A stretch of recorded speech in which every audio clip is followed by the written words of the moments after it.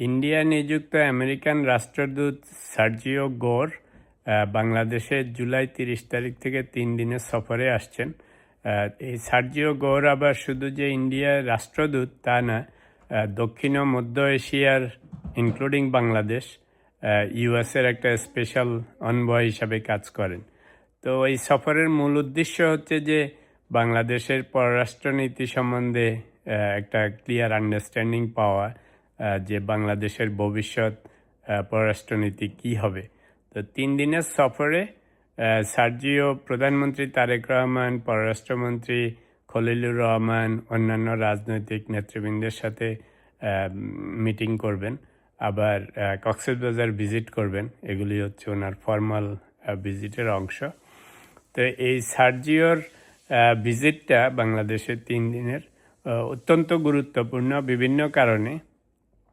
একটা হচ্ছে যে কয়েকদিন আগে আমি বলেছিলাম যে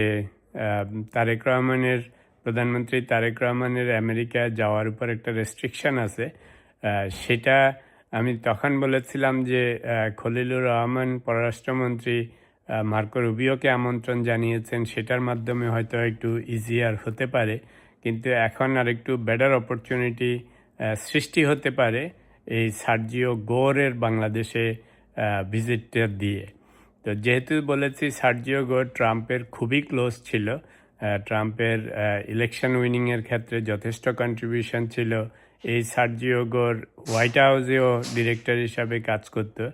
তো যেহেতু ওনার মূল উদ্দেশ্য হচ্ছে বাংলাদেশের ভবিষ্যৎ পররাষ্ট্রনীতি সম্বন্ধে আলাপ আলোচনা করা, আন্ডারস্ট্যান্ডিং পাওয়া, কারণ রিসেন্টলি আপনারা জানেন যে ইন্ডিয়ার সাথে বাংলাদেশের সম্পর্ক খুব ভালো যাচ্ছে না, 1 নম্বর।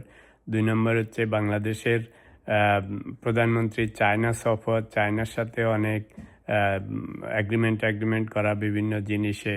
তারপরে আবার পররাষ্ট্রমন্ত্রী একই সময়ে মস্কো ভিজিট করেছেন। তারপরে টার্কির মন্ত্রী মিনিস্টাররা আমাদের এখানে ভিজিট করছে। তো আমেরিকার একটা আমাদের যে বাণিজ্য চুক্তি হয়েছিল, তো সেখানে কিছু ক্লজ ছিল যে সমস্ত দেশের সাথে আমেরিকার সম্পর্ক ভালো না, সেসব দেশের থেকে যেন ব্যবসা বাণিজ্য অ্যাগ্রিমেন্ট কোঅপারেশন এই সমস্ত কম হয় আমাদের বাংলাদেশেরও।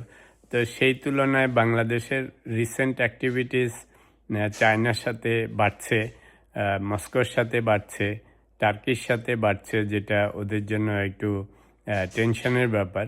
সাথে আবার ইন্ডিয়ার সাথে কমছে। ইন্ডিয়ার সাথে যদিও তারেক রহমান সরকারের শুরুর দিকে রিলেশনশিপটা মনে হচ্ছিল বেশ ভালো আগাবে, কিন্তু এখন সেটা আবার বেশ শীতল হয়ে গিয়েছে।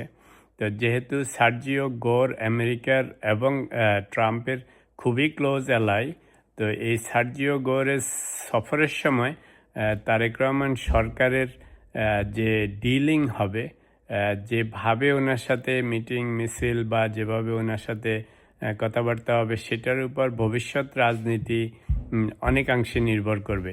তারেক রহমান সরকারের সাফল্য অসাফল্য অনেকাংশে নির্ভর করবে। এর সাথে পলিটিক্যাল অ্যানালিস্টরা আবার আরেকটা জিনিস যোগ করেছেন যে যেহেতু সার্জিও গোর ইজ কামিং জুলাই 30, অল্প কয়েকদিন পরেই, এটার সাথে আবার যে আমাদের প্রেসিডেন্ট শাহাবুদ্দিন চুপ্পুর পদত্যাগকে এক্সপিডাইট করা হয়েছে, সেটার একটা সম্পর্ক আছে। অর্থাৎ প্রেসিডেন্টের পদত্যাগ হওয়ার গুঞ্জন শোনা যাচ্ছিল, কিন্তু তড়িঘড়ি করে যে জলদি করা হয়েছে সেটার সাথেও এই সার্জিও গোরের ভিজিটের একটা সম্পর্ক আছে বলে রাজনৈতিক বিশেষজ্ঞদের একটা ধারণা। তো এই ধারণার প্রধান কারণ হচ্ছে যে শেখ হাসিনা কিছুদিন আগে বলেছেন যে ডিসেম্বরের মধ্যে আসবেন। সার্জিও গোর আছে ইন্ডিয়াতে। প্রেসিডেন্ট শাহাবুদ্দিন লন্ডনে যে শেখ হাসিনার সাথে ফোনে কথা বলেছেন। তার মধ্যে এখন আবার আমাদের সেনাপ্রধান ভিজিট করতেছেন আরেক দেশে। তো সব মিলিয়ে বোঝাই যাচ্ছে যে সরকার আর রিস্ক নিতে চাচ্ছিল না, চান্স নিতে চাচ্ছিল না, যে যেটা হওয়া অনিবার্য সেটা দ্রুত ঘটে যাওয়াই ভালো। সেই জন্যই শাহাবুদ্দিন সাহেবকে পদত্যাগটা এক্সপিডাইট করা হয়েছে। ট্রাম্পকে তো আমরা জানি কীরকম, মানে যে কোনো জিনিস পেতে চাইলে সেটা করে ছাড়ে। তো এই সার্জিও গোর যেহেতু শুধুমাত্র যে কোনো অ্যাম্বাসেডর না, যে কোনো অনবয় না, যেহেতু এনার সাথে ট্রাম্পের খুবই ঘনিষ্ঠ সম্পর্ক রয়েছে। তো অবভিয়াসলি সার্জিও গোজ যে রিপোর্ট দিবে সেটার উপর ট্রাম্প প্রশাসনের সামনে যে নিয়ার ফিউচার লং টার্মে যে সমস্ত নীতি নির্ধারণ হবে বাংলাদেশ সম্বন্ধে এবং বিএনপি সরকার সম্বন্ধে এবং তারেক রহমান সম্বন্ধে, সেটা অনেকাংশে নির্ভর করবে। তো আমার সাজেশন হবে তারেক রহমান সরকারের প্রতি যে এই ভিজিটটার আগে ওনারা ঠিকমতো যেন হোমওয়ার্ক করেন।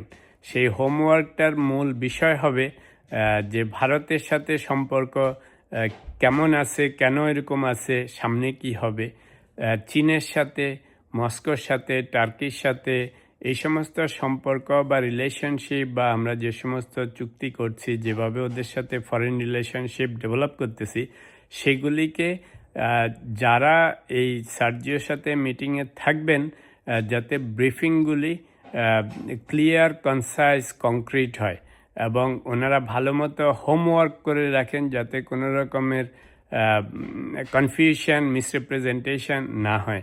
কারণ আগে হোমওয়ার্ক না করলে মিটিংয়ের সময় বিভিন্ন কথা উঠবে, তখন ঠিকমতো আনসার না দিতে পারলে যেটা হবে, যদি সার্জিও গোর একটা মিসকনসেপশন নিয়ে যায় এবং সেরকম একটা রিপোর্ট হোয়াইট হাউসে যায়, সেটা তারেক রহমান সরকারের জন্যও বেশি ভালো হবে না, বাংলাদেশের জন্যও ভালো হবে না। আরেকটা হচ্ছে, যেহেতু সার্জিও গোর ইন্ডিয়াতে রাষ্ট্রদূত হিসাবে আছে, তো এটা ধরেই নেওয়া যায় ইন্ডিয়ান গভর্নমেন্ট এই রাষ্ট্রদূতের সাথে বেশিরভাগ সময় বিভিন্ন বিষয়ে আলাপ আলোচনা করেন, বাংলাদেশ সম্বন্ধে ইন্ডিয়ার যে মনোভাব সেগুলি প্রকাশ করেন, খারাপ ভালো দুটা ইনপুটই এর কাছে দেন, কারণ ওদের তো অ্যাক্সেস বেশি আছে। তো সেটার ভিত্তিতেও সার্জিও গোরের মধ্যে কিছু অলরেডি বায়াস থাকবে ইন্ডিয়ান তরফ থেকে। তো সেই জন্য বাংলাদেশ সরকারকে ভালো করে হোমওয়ার্ক করতে হবে যেন সাপও মরে লাঠিও না ভাঙে। অর্থাৎ আমাদের যে বর্তমান পররাষ্ট্রনীতি সেটা যেভাবে আগাচ্ছে সেটা যে খুব ক্ষতিকর না আমেরিকার জন্য, সেরকম একটা ধারণা দেয়া, আবার আমেরিকাকে যে বন্ধু রাষ্ট্র হিসাবে আমরা ট্রিট করি সেটারও একটা ধারণা দেয়া। তো এই জিনিসটা যদি ঠিকঠাক মতো এই মিটিংগুলিতে প্রাইম মিনিস্টারের সাথে, ফরেন মিনিস্টারের সাথে যখন সার্জিওর মিটিং হবে, তখন যদি সেরকমভাবে সেরকম একটা ধারণা দেয়া যায়, তাহলে যদি তার রিপোর্টিংটা ভালো হয়, তাহলে সামনে বিএনপি গভর্নমেন্টের পথ চলাটা একটু ইজিয়ার হবে। কারণ আজকালকার দিনে তো আর একলা একলা থাকা যাবে না। আপনার পররাষ্ট্রনীতি এমন হতে হবে যেন সাপ না মরে লাঠিও না ভাঙে।